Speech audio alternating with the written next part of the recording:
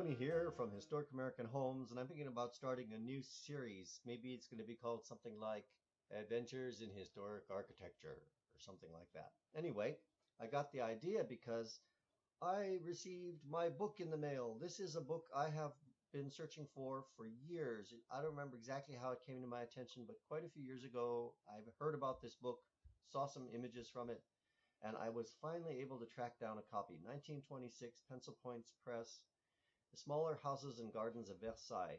It was Versailles is not just a palace. There's a whole town around the palace, and scattered throughout the town and around the edges of the town are smaller palaces and houses that were built by the nobility as a place to go and escape when they wanted to get away from the court life at Versailles, at the palace.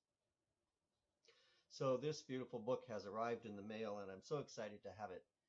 Here's the cover page. There's the first of the houses that was featured in the book is called La Lanterne. It is now, I believe, the official residence of the President of France. Anyhow, you've got the street behind us. We're standing at the front gate with the street behind us, and we're looking into the front courtyard. There's aisles on either side, wings on either side, and the main block of the house in the middle. And then beyond, on the other side of the house, is the main garden. So what we're seeing here is just the front entry face. Classic, perfect example of French classicism at its height. I don't remember exactly the date of this palace, but I think sometime in the first couple of decades of the 1700s. There's the front entrance. Interesting that it's the floor is very close to the ground level. It's just a few inches up. There's no grand staircase or anything. It's quite approachable. It feels almost kind of homey. There's a beautiful drawing. The book is full of beautiful drawings, measured drawings, as well as the photographs. The drawing, one of the things I really like, the drawing has a scale on it. So I took a little piece of cardstock and copied the scale and added a few more feet. That's showing 6 feet there, and then it's got a subdivision of 3 inches on this bit over here. I extended this out to a 10 feet on my piece of cardstock, and I've been using that to take all the measurements from this whole piece of elevation here of the building. And now I am putting it into Sketchup, just getting started. I've got my Sketchup model set up according to my standard template. I'll take you on a quick walk through my template. I'm not worrying about anything behind the front wall at the moment. I'm just going to work out the front elevation and then fill in whatever I want behind. I'll probably start by reproducing the palace as it is, but then I'll start doing variations and using it as a basis for my own designs. So anyway, a quick walk through the model, through the SketchUp model here. I have floor plate down here, and then I have walls 1. This is a whole group of objects that are called walls 1, arc walls 1. You can see that at the top right.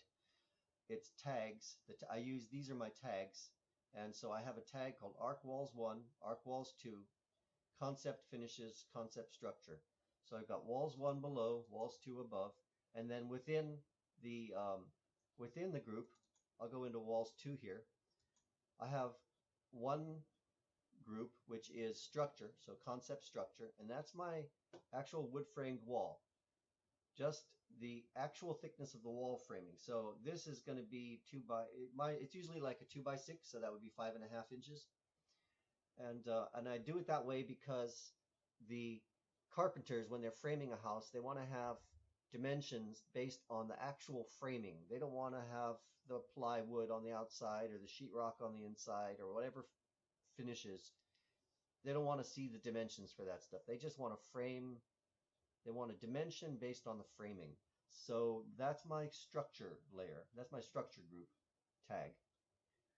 And so that'll be the actual framed wall. And then in front of that, on the outside, we have a second group, and that is concept finishes. And that includes the plywood sheathing on the outside of the framing, and then 1 inch of stucco. It'd be a standard 3-coat stucco. And then all of the extra bits that I'm adding in now, which are going to be stone veneer. I'm researching the best way to go about making those now, but for the moment, these will work for my model. So I have framing in back, on concept structure tag, and then I have plywood, stucco, and stone veneer all within the concept finishes tag. So that's how I've got my tags and groups and all set up. Once I get further along with the model and I'm actually working on interior layouts, I can quickly and easily turn off the second floor or turn off the first floor or turn off the finishes and just get to the structure, or turn off the structure and just get to the finishes. If I needed to do something in the finishes and wanted to get around behind them for some reason, that would be an easy way to do it. And then when I get ready to do the construction drawings from this model, I can separate the elements according to how I want the drawings are organized. Anyway, here we are, off to start on a new project. This beautiful French 18th century palace. I don't think I'm going to try to model all these curly bits here in Sketchup. That's a little bit over the top for me. But I want to get all the main stuff. That should be no problem. So this new series, hope you find it interesting. Follow along, subscribe, hit the like button. Tell me what your thoughts are. Leave comments if you've got ideas, if you've got questions. Love to hear from you all. That's it. Tony signing out. Have a great day. Bye-bye.